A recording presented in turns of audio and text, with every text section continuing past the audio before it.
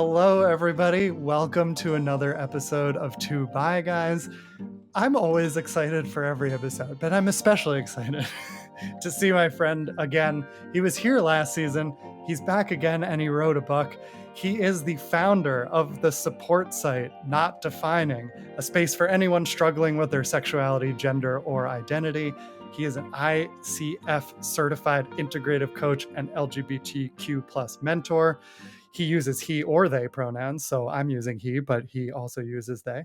And he is now the author of a new book titled Fluid, a guide for people with fluid sexuality. Welcome back to Two Bi Guys, Mark Cusack. Hello. Thank you so much, Rob. And the excitement is all mine. Thank you so much for having me back. I enjoyed it so much the first time. I just had to come back and chat with you again. Good. I'm glad. I love when we have two bi guys here, two fluid guys. It's always lovely to have repeat guests, and we already know everything about you. I mean, we know as much as we could know from 90 minutes. So now we get to just chat and also hear a ton about your new book, which I read much of and gave an endorsement of, and it's lovely. So I'm excited to get into it. How have you been since I saw you last? What's new? Yeah, and thank you so much. I was really excited to send you a little sneak peek of our book, being such an amazing voice, for our community. And thank you so much for taking a look and endorsing it. I felt very honored. But it's You're welcome. been very, very busy since we last spoke. Not least because I've had this new book kind of being announced, but also I have been doing lots of things, working on my YouTube, Not Defining, and my Instagram, and building my kind of my community and things. And I've also moved from Dublin, Ireland, to Liverpool, and I've been settling in there. So yeah, life is good. Oh, lovely. I only know Liverpool from that song, In Me Liverpool Home. Do you know that song? Yeah, we used to sing it at summer camp. Is that a song that you know of there? I actually have never heard of that song. Maybe it's like an old, thing from American people who came from there. I don't know, but Maybe. I'm fresh off the boat. I'm new in Liverpool, so I have Okay. much to learn. If you come across that song, let me know. In Me Liverpool Home, we speak with an accent exceedingly rare. If you want a cathedral, we've got one to spare. This is Went amazing. under I forget all the words. In Me Liverpool Home. I'll What send you. summer camp did you go to, Rob? This is amazing. Camp Walt Whitman, and they never Sounds brought up that he was bisexual. They named the camp after him, and we never heard anything about his queerness until I left the camp. Anyway, Oh, wow. but somebody named it after him, so somebody liked him for some reason, and Somebody was yeah, by. somebody was by and was invisible to me, but That's so, as always happens. yeah, so typical. All right, well, cool. Let me know if you come across that song. Congrats on the move and on all the stuff you're doing. As we were just talking about beforehand, we're in very similar spaces, kind of coming at it in different ways. You're more on YouTube, I'm more the podcast, but we're converging and learning from each other. And now we've both written books. So tell us about like how this book came about and what it was like working on it. Sure. And yeah, I was very pleased because, of course, this is the second most fabulous new book on the kind of topic of bi multisexuality. Obviously, the first being yours. Thank you. Um, Thank you. and yeah, it was so strange how it happened because, as content creators, we might do a podcast, we might do YouTube, we might do this or that, but really what we're trying to do is just give visibility to our identity and our community in any way that we can when people will kind of listen to us, right? And Mm-hmm. so I've done various things like very, very short form content, like TikTok and Twitter and X and threads and all of that kind of stuff up to the kind of longer form content that where people can get more detail. But I always wanted to kind of like put all of that, like everything that I know, into one place. And Mm. so I was absolutely delighted to be able to write this book. And I was really, really lucky that JKP Publishers, who are a fantastic LGBT publisher, um, kind of helped me to make that happen. And I wanted to write about the topic of fluid sexuality, because really there's not been any guidebook written about this topic. I realized, oh my gosh, Yeah. it doesn't exist. Yeah. And so, yeah, I was just really keen to make it Cool. happen. Cool. I'm so glad you did, and I'm so glad we have a book like titled Fluid because, you know, we're all on this similar mission of like multi-gender, multi-spectrum attraction, pansexuality, bisexuality, queerness, fluidity. And fluid was a word that I connected with initially a ton, even more than the word bi, which I now love. But like fluid was the one that brought me in, I think. And the discussion group I started going to that allowed me to come out, which was by request, it has bi in the name, but the subtitle of that discussion group was always like, for anyone with fluid, multi-spectrum, or questioning identities. Ooh. And it was so much more broad. And the fluid part of it was like, okay, I don't need to know if I'm bi specifically to start to have these conversations. Like, I know that I'm fluid, at least. Like, I don't know what I am, but I know I'm that. And that led me down this road. And actually, your book and your whole mission is a little bit like, fluid is a thing, is its own thing. Like, and so tell me, like, what does the word fluid mean to you, and what is fluid sexuality? I'm so interested to hear that experience from you, because that's really my experience as well. And my kind of platform is called Not Defining, because it's all just about the fact that I grew up being like, well, I'm a bit of this and a bit of that, and maybe this one day and that the other day, but I'm not really sure, and it doesn't really, Yeah. have to fit in one box. So that's really fluidity, isn't it? So um, Right. I kind of spent most of the beginning of the book, obviously, just kind of like setting out like, what is fluid sexuality? What do we mean when we say this? And so really, it's a kind of something that is between definitions, and that's kind of what makes it so tricky to understand. But essentially, the way I see it, and of course, my definition in my whole book is just one idea about fluidity. But the way that I see it is that pretty much everyone who has attraction has some fluidity in their attraction, right? Because even if you're monosexual, even if you're straight or gay or what have you, we all like different things at different times, right? We might Mhm. like tall people, small people, large people. We might be romantically attracted to like one particular person at one time, and then later on in life, it kind of changes, or our kind of sexuality and things changes.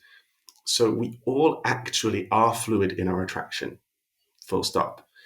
Yeah. It's just that we've decided in society that gender is this really, really finite, important factor in attraction that Mm. we have to codify and make our identity. So if it so happens that gender is one of the things that can be quite fluid for you, among all the other things, then that's different. And so we have to have a word for it, whereas it's not really different.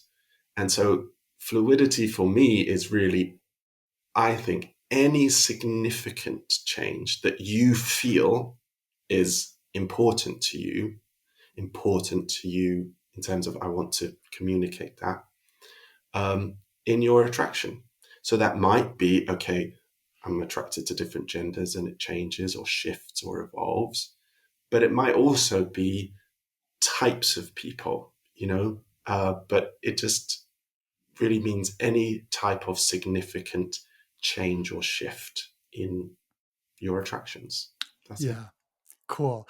You're really speaking my language. I mean, I know we've crossed paths and talked about this stuff before, but it's like, I mean, I just keep coming back to this idea that society boils down relationships based on gender, and that always ends up being how we define our sexuality and our identity. And it's like, okay, fine. Like to some extent, I get it because straightness is so pervasive. It's like but like there's so many different spectrums of things. And once you break the gender barrier and you realize your fluidity there, you start to notice it in all these other ways too. And straight people are doing that too. Straight people are fluid Yeah. in their sexuality, maybe not related to gender, but in so many other things. And yet we never talk about that fluidity, or it's accepted for other things but not for gender. So it's really like it makes sense. I loved what you said, that fluidity is like something that's between definitions.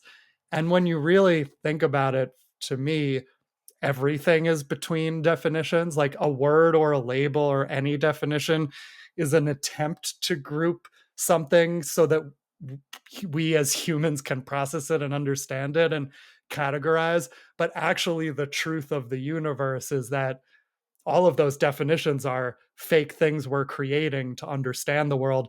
And the truth is just it exists, it is fluid, it's always between definitions. There, you can't fully ever define an experience. That's how I feel. What do you think? I mean, that is just it. That is absolutely it. We've come to the truth of the universe. We're only a We little figured way it out. into our Okay, chat. we figured it out. We're done. Absolutely. Good What talk. Okay, happened bye. here? Let the record reflect that Mark and Rob found out We the truth. cracked it. But it kind of is, because you hit the nail on the head. Everything in this world, everything on this earth, in this universe is a spectrum, is fluid. Like our bodies, our experiences, our personalities, our emotions, nature, trees, the sky, like it's all a fluid spectrum. And so when we're talking about sexuality, it's not really sexuality. What you're actually talking about is the way you connect with another human being, right? So it's emotions, it's energies, it's Yeah. physical sensations, it's like the touch of skin, or the connection of personality, or the way somebody's eye contact makes you feel in your heart, or like this is so infinitely diverse. And so all of that happens on a complete, unique, magical spectrum. And that's what makes human beings so fabulous. And it's why it's so exciting, right? Yeah. It just wouldn't be so wonderful without it. And Yeah. so it's okay to have categories, because it helps us to generally say, okay, well, I'm generally this, I'm generally that. Okay, cool. But the problem comes when we believe that those categories are like true and scientific and immovable, Right. because scientifically, actually, they're not. And so that's what I work with so many people. And I know you coach people as well. So I'm sure you've had, people get so stuck, because they're like, actually, what's going on for me in reality, in my natural biological, psychological state, is really fluid and diverse. There's all Hmm. kinds of things going on, all of which is beautiful and wonderful. Hmm. But I feel like it's wrong because it Yeah. doesn't fit in this predefined category. And that's such a tragedy, because I just wish people would know that there's nothing wrong with you. Yeah, that actually tracks so much with many of my clients, and what we're working on is like I'm helping them get in touch with their authentic selves and their desires and their belief system and their feelings. And a lot of stress can come from getting in touch with that and then realizing it doesn't fit with the boxes like that we think we should fit into, or it doesn't fit with how people have seen me in the past, or Like it just doesn't Mm. fit. I think you said that. And like there's so much power in getting in touch with that even when it doesn't fit, and figuring out how to use language and how to use scientific concepts to explain it, but also not having to do that and just letting it be what it is, even if you can't explain it, even if other people don't understand it. And something I work on with a lot of clients and also with like friends and family now. I kind of do a little subtle coaching without them realizing it, but is like being okay with being outside of that box, like not judging yourself for that. Um, just feeling comfortable with the discomfort, if that makes sense. Yeah. Yeah, absolutely. And that's what I've tried to do with the book, to not only define this term, because in the LGBTQ plus spectrum, we've got a lot of terms. Um, right. And I talk about some of the other terms that we might use and stuff like that. But then also just really breaking down sexuality and how we understand it and helping people to actually pick apart all of those kind of maybe preconceived ideas or boxes or categories or expectations and really getting down to that thing that you said, that authenticity, and then kind of like building it up from the base. And so in the book, there are some kind of like exercises, and I kind of guide people through so that you can actually understand what is going on in your body, your mind, Mm, your heart when you're attracted to someone, and what is it that you actually like. And then once you know that, then how do you navigate life? How do you communicate it to people? How do you deal with mm, maybe some of the misunderstandings and bigotry that might come? And so I try to make it a kind of guidebook, either for somebody who is fluid or thinks they're fluid, but also for anyone who would just like to understand human attraction in a broader way. So yeah. Lovely.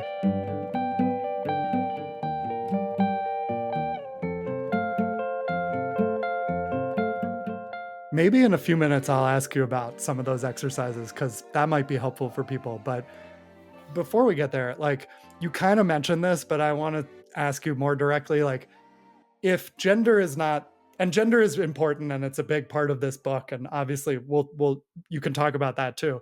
But besides gender, what are some of the other spectrums of sexuality or identity that you feel are important that often get overlooked? so I think that one of the big ones is kind of degree of sexuality. So when we I was think hoping about, you'd say that. um, and I'm glad that you asked because, of course, we talk a lot about like fluid sexuality in terms of the genders or bi or multi-sexuality, but sexuality in itself is fluid in terms of the degree or the level of attraction that one person might feel. And so we have the term obviously asexual, which again, a lot of people think is finite. A lot of people think that if you're asexual, you don't like sex, you don't have attraction, you don't want a relationship. Some asexual people are like that. But like anything else, it's a spectrum.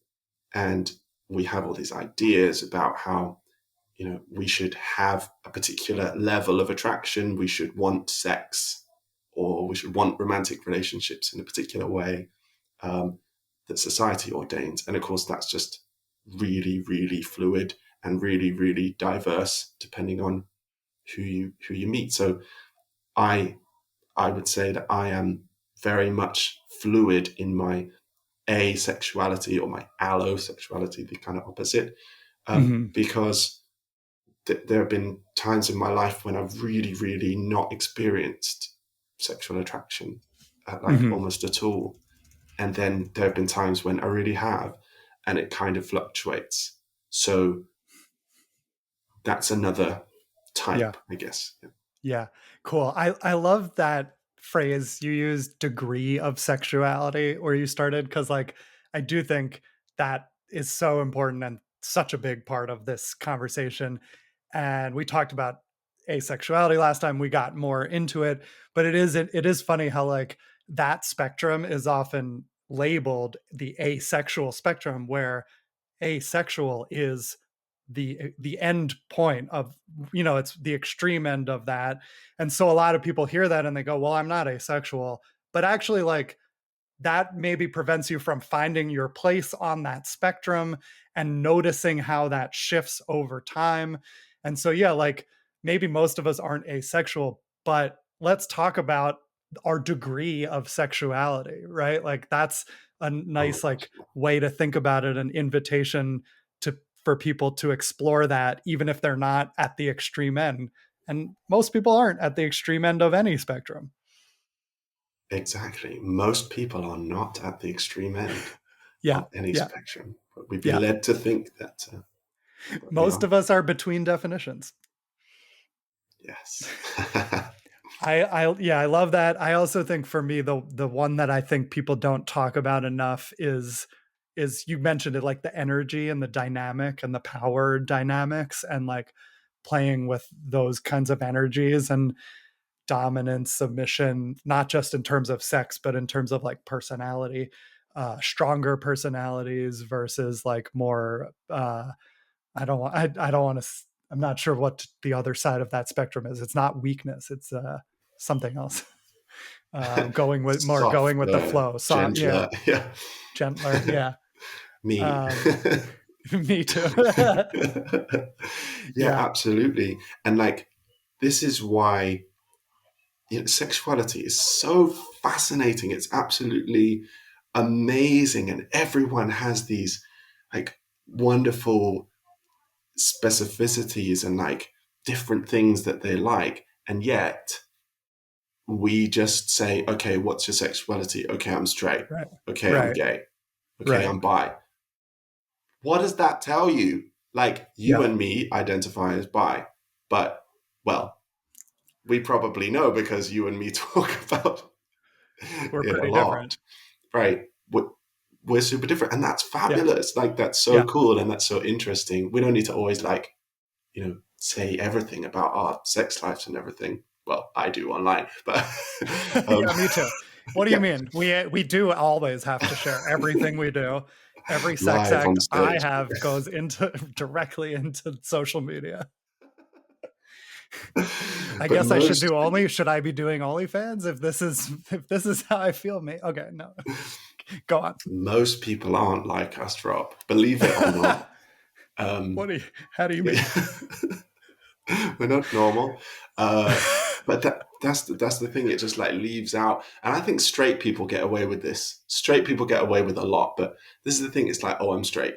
What does that mean? There are Yeah. millions upon millions of straight people in this world, and they're all so different. And it's like Right. we don't see that diversity, and so young people growing up have these different experiences, and they have these different, feelings, and they're like, oh well. I don't know if this is right or wrong or Yeah. weird or broken. And then you get people, Right. getting into difficulties. Right. I also think that's like when you come out as bi or gay or lesbian or anything else, like then people will start asking you questions. You do a lot of reflecting. You start to look at where you are on these other spectrums. And if you're default straight, like or really legitimately straight, there's often no reason, external or internal reason, to like explore all those other things. Like you just fit into this box and you don't even necessarily think about anything else. And or maybe you do but you don't share it. And I think that can box people in, because even if you're straight you could be somewhere else on all these other spectrums, or have a kink, or have a dom sub dynamic that you prefer that's outside the norm, and it can be harder to share that or explore it. And so in some ways being outside the straight box gives you this opportunity and power to explore all these other things that I wish, straight people could explore more too. Yeah. And actually, they found in the research that has been done on fluidity, there's been research that's been done on the way people identify. And then there's been research that's done on pupil dilation and stuff like that, where, even if people identify one way, they get tested for fluidity, and actually there's a lot of variance within that. And this is one of my favorite stats. One of the things they found was that the group who was both least likely to be truthful about their identity, and also least likely to know about their identity, was straight men, because straight Shocker. men would right would would identify that way on the form, and then so they would find out that actually they had a lot of fluidity and lots of different stimuli they would put in front of them, and they would check their pupil dilation and other things. And so really that identity seems to be the most rigid, um, not only the most rigid in terms of like people not not realizing their fluidity, but also people actually kind of actively fibbing and lying about it. Yeah. So Yeah. they say that bi people are untrustworthy and confused, and it's like, well, the Actually, scientific research that has been done, scientifically, it's straight men. it's you.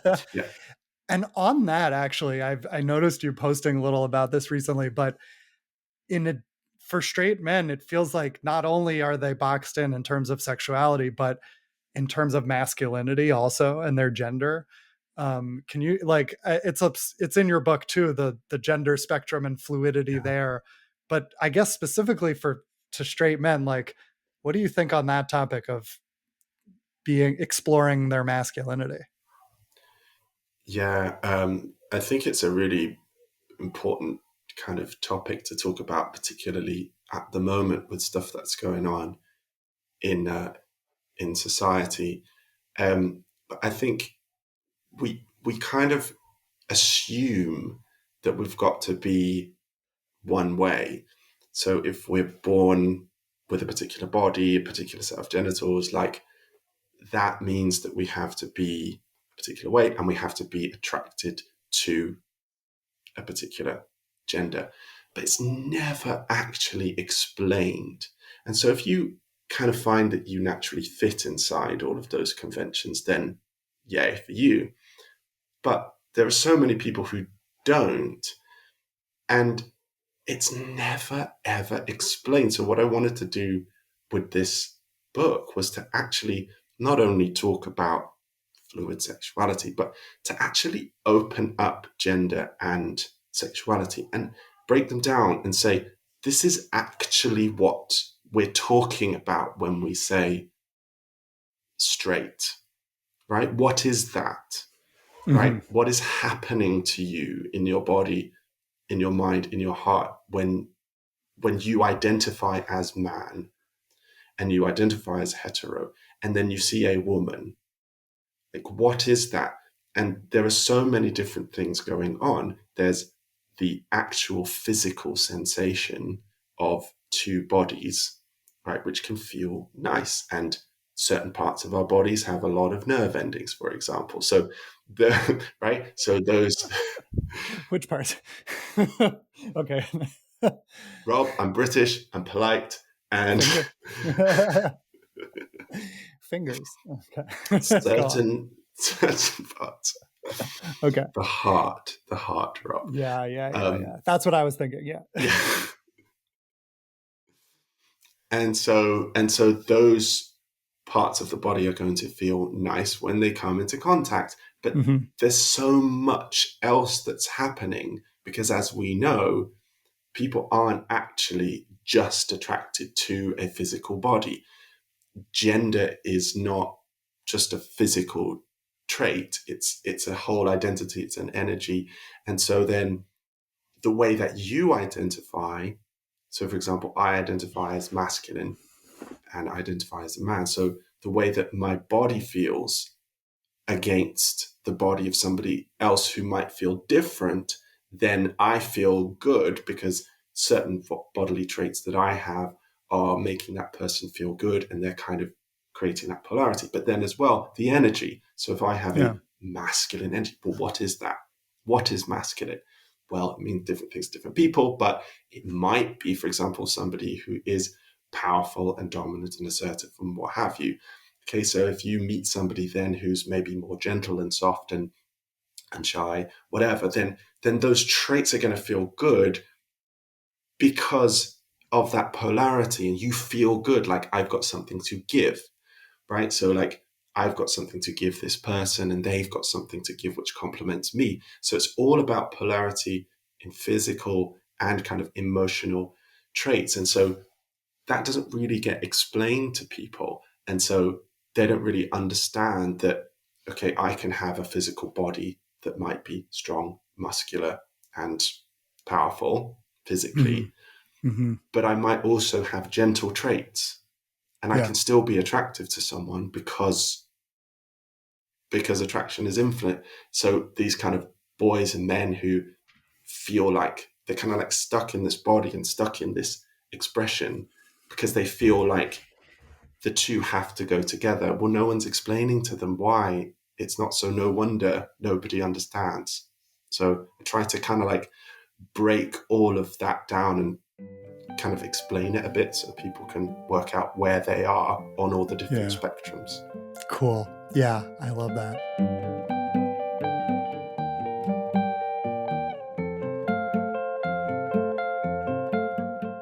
Fluid kind of means a couple different things. Of course, it does.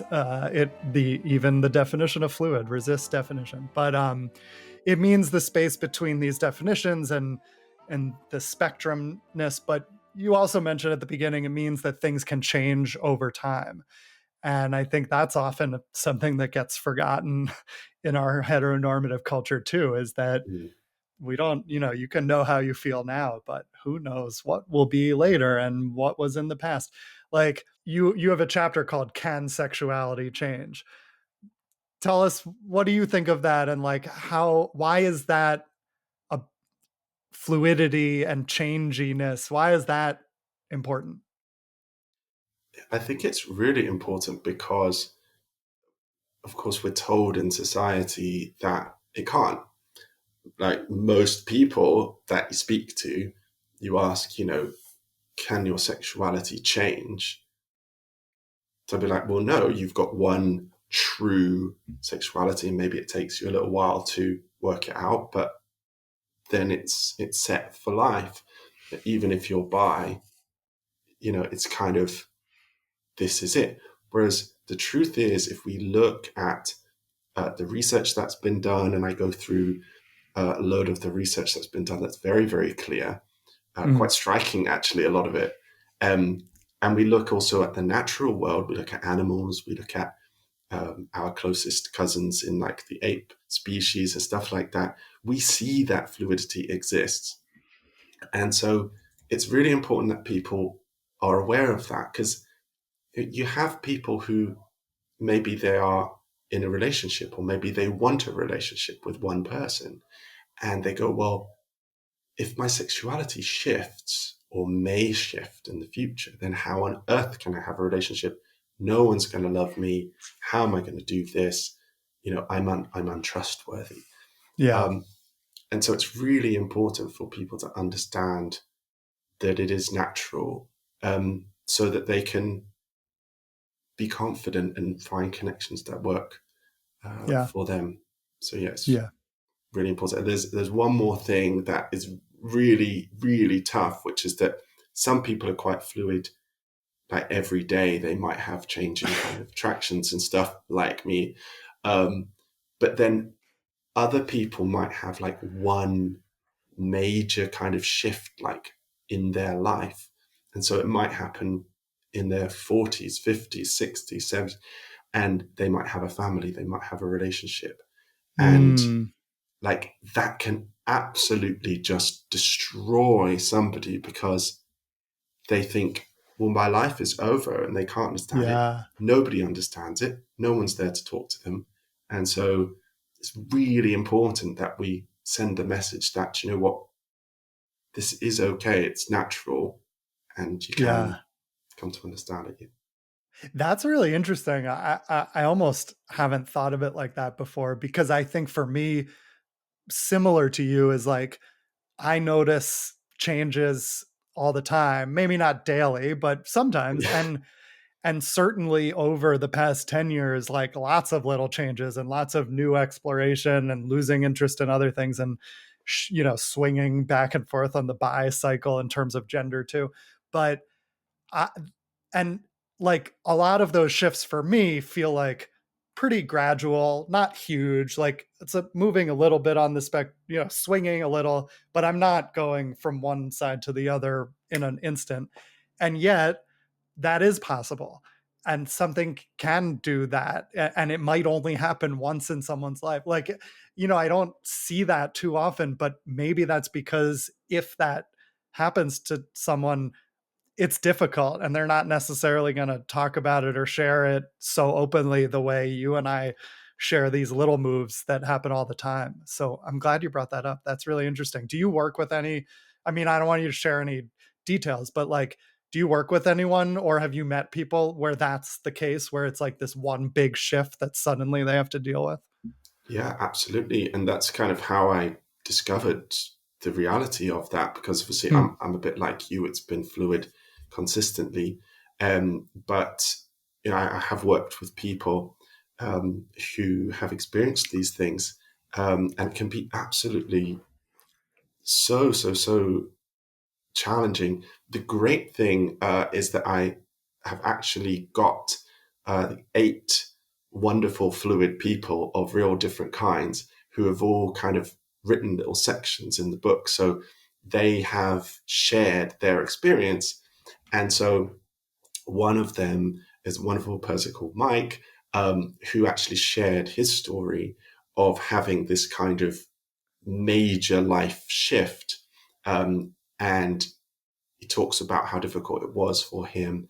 And then you've also got another wonderful person called Ema, who also came to it like really late, kind of late in life, um, and now has a kind of polyamorous relationship and things. And so there's all different types of fluidity. But Hmm. yeah, absolutely, it's really tough if it happens suddenly. Yeah. Yeah. Interesting. You read my mind. My next question to ask you was going to be about some of your contributors.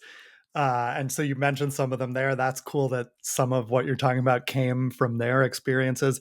Also, Gabriel Novo is a contributor who was a guest host of this podcast back in season 3 and also a guest. And Ross Victory, who's a friend of mine, who is a future guest on this podcast, I'm sure, among many others. What's something or any few things that stick out for you that you learned from working with these contributors on the book? Oh, and yes, massive shout out to Gabriel and Ross. They were just so kind in sharing their unique experiences. Yeah. Um, and it was just wonderful to have them in the book. Um, so I'm just one person, and I'm always really kind of conscious of that. And I speak to thousands of people, like through my site and just like yourself, and through my coaching and mentoring and stuff like that. And so I gather all of this wealth of information to add to my personal lived experience, and obviously reading and researching and things. Um, but I really felt like I wanted to reflect different experiences in the book. Um, and I particularly wanted to have like a real diverse range because it is such a broad area, fluidity, and to also see different types of people with different kind of intersecting identities represented. So we've got some like fabulous women uh, identified there. Actually, if you look at the research, women tend to have a higher degree or a higher propensity to fluidity. And it's Mm. all about the different hormonal changes that come with menstruation and the different types of arousal, which I won't get into it, but it's Interesting. amazingly fascinating. I'm just like, Cool. like women just blow my mind and they're amazing. So we've just got so just fabulous accounts from women there. They blow your mind. They blow my other things. Okay. Sorry. You Rob, can't this say is a blow on this. I'm a comedian now. You can't say women blow and not have me comment on that. Okay. this is a family podcast, Rob. Well, it's not, Is is it? it? Is it? No, it's not. It's really not. Uh, this is the funny Maybe. thing. This is the Maybe. funny thing. I talk about sex and sexuality all day online, but I'm actually like the shyest, most kind of asexual, kind of polite British person who can hardly say bum without blushing. So I don't know It how is I got funny. into That this is line of funny. I work. know. That is a funny incongruence. Yeah. I love it. I love it.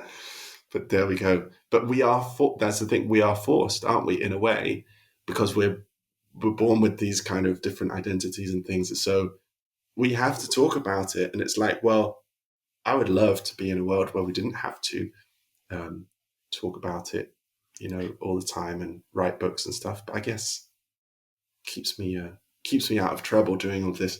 But yeah, we've got a amazing person who is trans and two spirit, and I really wanted to reflect that experience in the book because in a lot of cultures, fluidity and different kind of genders and sexualities were kind of accepted and understood kind of before colonization and things. And so, but it's kind of talked about in a way that maybe like a lot of people wouldn't understand. And so I just really wanted to um, have that included, and it's a wonderful explanation. And then we have couples. There's a couple in there who are also from a Muslim background, so talking about kind of how that intersects and things. So we've got Hmm. a real wonderful Cool. mix of people. Cool. I love that. And yeah, I wish we could go more into it, but everyone needs to just buy and read your book. The link will be in the show notes. And like, in addition to all the contributor stories are really interesting. The research you're mentioning a little bit of is really fascinating. Like, I know that we shouldn't need science to prove this stuff true, but like, it is helpful for many people, and myself included. Like, I grew up with this scientific background, psychology major. I love to make it make sense in that framework, and like, we're finding that it does, and a lot of the research they're doing is confirming these things that you and I have just felt and know to be true. And so I love that. Check out the book for much more of the research and the details. And yeah, it's funny that you shy from saying bum and yet are so open about many things. It also shows how, you and I are doing different things, but it's all the same. Like, it's openness, it's sharing, it's being comfortable with whatever it is. And you don't, some people are not as open about like specific sex things, and that's okay too. Just because you're bi or fluid or whatever or queer doesn't mean you have to be totally comfortable sharing every sex act. Like, Yeah, you are super vulnerable in your YouTube and your social media in your way. And like, the stuff you share is really intimate, even if it's not like saying the word dick or masturbation party the way I do. So thank and you we for need. your. We need both. We need it all. Thank you Both for ends. saying dick and masturbation so freely. You're welcome. It's a beautiful thing. How was that for you when you just said those words? What's going through your body as you say that? Just a lot. It was hard. Good. Good. I'm glad I can push you a little here. Okay.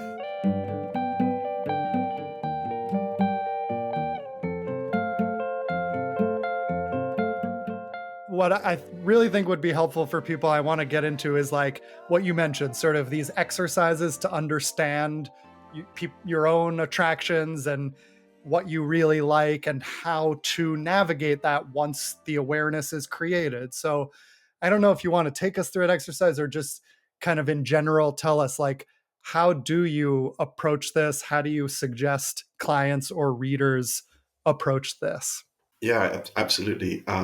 So I think the thing that I find most helpful is to kind of take away the labels, because, as we said before, we're often kind of expected to have these labels, try to fit them in. So what I often invite people to do is to kind of just put them to the side for a moment, and we can come back to them later. Um, because the labels are really, they're just a way for us to communicate to others something that might be important to us. Mhm. Um, but if we don't actually have that connection with what it is that's important to us, then we don't know what to say. So we put them aside. And what's sometimes helpful to do is to actually take some time and to just kind of ground yourself for a moment and think about, first of all, your physical body, and connect with your physical body, whatever shape or type your body is, and think of some things that you like about your physical body. That might be difficult for some people, might Mhm. be easy for others. Think about some good traits, some nice things about your body, and try to do it without reference to gender. It's just your body. Um, and then you can kind of do the same with your personality. So, what kind of nice things might you have about your personality? Um, and so, kind of just thinking about that, you can write them down or whatever you like. And then the kind of second stage would be, again, without thinking about gender, think about if there was another body near to you. Like, what feelings or sensations would feel nice to you? Now behave, Rob. If you could see what was inside my head right now, if I could project it. Right. So that might be easier for some people than others to imagine. But just thinking about the sensations, like what kind of touch, like what kind of body would it be, like a strong body, or would it be like a very delicate body? Would it be like kind of soft skin, or would it be like kind of hairy skin, or would it be like rough, or would it, just all these things? Just think about it, really kind of breaking it down. What would feel nice against your skin? And then you can kind of think about the energy or the personality that comes along with it as well. Like, Mm. now you've understood your personality or your energy. Like, what energy would you like close to you? Like, would it be like a warm person, a kind of a very like firm person, or whatever that might be? What would make you feel good? And you can kind of just build that up. And so what you will have by the end of this is a picture of what you are actually attracted to. And so rather than thinking, what's my sexuality? Am I gay, straight, bi, whatever? That doesn't really tell you anything, like we said before. By doing this, you actually have an understanding of what you're attracted to. And then, instead of as well worrying about what is my gender, well, you've got a list of things that you like about your physical presence and things that you like about your emotional presence. Like, that's kind of a lot of what like gender is. So we can break this all down. And then the trick is to kind of get used to that practice, and then ask yourself, in every moment, every day, every week, every whenever, what things would I like to be near to now in this moment? Or what do I like about the feel of my body now, today, or tomorrow night, or when I wake up in the morning, or whatever? So it's connecting with your body and listening into it and asking it, what is it like? What makes it feel good now, rather than forever, fundamentally with certainty and no change. It's like having that ongoing conversation with your body. And what people often find is that your body will tell you, right? Your body will tell you what it wants. It's not Mm. complicated, Yeah. right? But it's, are we willing to actually listen in and think about it without the expectations of society, without reference to gender? And there you will find, perhaps you have a person with a very strong, firm, muscular body with a deep voice and a beard, but actually they really feel like they have a very gentle, nurturing personality that would like someone with another very strong body, perhaps, but Yeah. who also has a very like firm and assertive, but or whatever. And so you can break down all of those things and really get to know who you are, and that might change, and that's Yeah. okay. Cool. So Cool. I love all that. I have a few things that I want to reflect on, like amazing. And there's so much more in the book and more exercises. I loved reading those exercises that because they strip away all the things we attach to these things, and they just are exercises designed to get in touch with yourself, whatever that is. I love when you added the now to that question, like, what do you like now? Because, for example, I used to not like this, the chest hair. I used to be ashamed of it. And I thought that that was always how it would be. And that, like, it was just, it was gross and women didn't like it. And some women told me they didn't like it. And now I love it. I embrace it. And it started with external validation. And then I internalized that over time. And so it shifted, and now I like it, and we'll see what it is in the future. And that's the same with my attraction too. I've realized, what do I like now is not necessarily what it will be or what it has been. And I also think something like what you said makes me think of is like it when I was first exploring this stuff and getting in touch with my true self, and I would think about what I liked or what I wanted or fantasized about, and my brain would immediately go to, well, what does that mean? What does this mean? Does this mean I'm not straight? Does this mean I can't marry a woman? Does this mean I'll be able to have kids? Does this mean my family will think this or that? Or does this mean I'll have to change my social? What does it mean?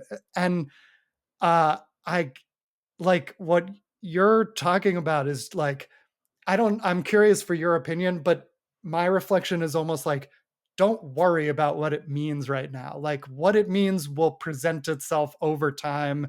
It'll just happen. But for now, just be aware of what you like and who you are and what you like about yourself and other people. How do you see it? Do you see it as like, don't worry about what it means, or is there a different way you see it? no, that is the perfect way of explaining it. And that's what I also used to worry about, and a lot of people that I speak to worry about. It's like, what does it mean? And Yeah. because we've got our natural self, right? Like we were saying before, our natural body, it will tell us what it wants because that's what bodies do. Everybody has a body, everybody has, emotions and everything. So it's all natural. And the best way to be most of the time is to just be your authentic self. That's the way your body wants to move. It wants to connect. It wants to flow. And so that's really what we want. But the meaning is about other people, right? It's about society. It's Hmm. about the tribe, the acceptance into uh, the the society. And so if you are worried about the way that people are going to see you or treat you, then that's okay. But if that then means that you are forsaking your natural authenticity and the way that your body really is asking to be touched, asking to connect, asking to flow, then you're going to be unwell. You're not going to be in your best state. And so that's why I invite people to focus first on connecting with your body, have a relationship with your body, get to know it. A lot of people don't know their own body Yeah. because they're Yeah. stuck with what do people think? What does society want? So do that first. And then you can decide, okay, what is important enough to me that I want to or would like to communicate it to To other share. Yeah. people. And you don't Yeah. have to, because the buck stops with you. You are Right. you, and that's who you are. But Right. you might want to. So you can do it in different ways. And there are different words you can use. Yeah. Interesting. Yeah. The awareness is sort of the key, and the just like getting in touch with that for you. And you're absolutely right. You don't have to share anything, and you certainly don't have to share everything. Even me, who's like super open about most things, I don't share everything. And like that's okay. And wherever you are on that spectrum of how much you want to share and why is cool too. Also, what you just said made me think of this, and I think it's super important, is this idea of like thinking versus knowing. Like, I feel like I'm an overthinker, or have been in my life. I look at everything from every angle. I go over it 10 times. It's like, I often worry about the future, and that's my coping mechanism. And I'm deprogramming that. I'm trying to unlearn that. Plant medicine has been really helpful for that, but it's also just like a form of meditation. I find that when I'm meditating or just getting quiet, it allows me to not overthink, and it allows me to just know. And there are things in you that thinking can actually obscure them, and that you actually know them without having to think. And sometimes you have to do something like meditate or plant medicine that consciously put like allows you to not think so much and just know. And the truth will come if you get quiet enough. What do you think of that? That is absolutely it. And as a fellow overthinker, I think a lot of LGBT people, a lot of people, particularly with less recognized identities like ours, we do overthink, and it's a response to living in a world that doesn't recognize or understand what's naturally going on inside us. So when we're young, we feel, we know what our natural sensations and desires and wants and needs are. And then that gets put through the filter of, oh, is this normal? Will I be accepted by people? And the answer, Mhm. of course, is no. And Mhm. so then we have to expend such a lot of energy overthinking, because we're constantly planning, constantly manicuring our appearance and our expression, the way that we're moving, and kind of the way people see us, so as not to let them see what we really are. And of course, it's wonderful to hear that you have been able to heal. And I think a lot of what we do, talking about it so much, is our own kind of healing. Um, so when we heal from that, we get more confident in saying, okay, well, this is me. It might be a bit different to like Yeah. what society wants, but it's beautiful and it's wonderful. And so people who are still in, unfortunately, which is a lot of people, that that state of fear, basically fear and trauma and anxiety, will be thinking. So it's like, Yeah. what does this mean? What does this mean? What does this mean? What you're thinking is, well, what do people think of me? And it's understandable, and it's okay, because we still live in that very unaccepting world. But if we can learn slowly and gradually to listen in and get to know, at least, then we can decide, if it's safe to do so, what we want to share and what we don't. Right. Beautiful. Yeah. Finding that truth for yourself, step one, and then you choose what you want to do with that. And there's no rules. And yeah, I love this conversation. I love going deeper on this stuff. And talking about fluidity. It's really a lovely umbrella. In some ways, it's almost a more clear umbrella than the bi umbrella, which is specific and cultural. And fluid is a little bit feels very true to nature and earth and the energy of the universe to me. We have to end here, but I want you to stick around for a few minutes on Patreon. I want to see if we left anything out. I want to ask you about the dedication of your book, which is to your former self. Before we do that, any final thoughts? And also, where can people find your book? Is it already out? Yeah, just to say, I mean, I love this conversation as well. And thank you so, so much for all that you do. I mean, I said before that this podcast was one of the things that I first listened to when I was coming to understand myself. So it's wonderful, wonderful what you do. And yeah, the book is really just for anyone who would like to understand their sexuality more, anyone who feels like they have a shifting or changing or complex or undefined sexuality, and anybody who is an ally or would like to just understand it more. So I would love to share it with you. You can find it basically by searching Fluid by Mark Cusack, and anywhere where books are sold, all the major kind of online booksellers will have it, and then it will be out in the UK, the States, Ireland, I think Canada, Australia, New Zealand, at least on the 21st of April. Cool. And you can buy it for yourself. So yeah, I'd love to hear what you think. Awesome. Pretty sure this podcast will go out before that. So we'll put some links in the show notes. If you can search for it, you can also find it in the show notes. Pre-order it. It's lovely. I love the cover. It's really cool looking. It's a lovely addition to the bi bookshelf or the fluid queer bookshelf. It does have the bi colors, so it fits with all your other We bi got books. that in there. I love it. It's the fluid colors now.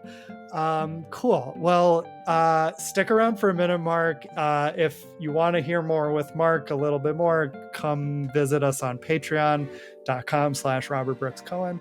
Thank you all for listening. And thank you so much, Mark, for coming back on Two Bi Guys and for writing this book. It's my pleasure. Thank you so much, Rob.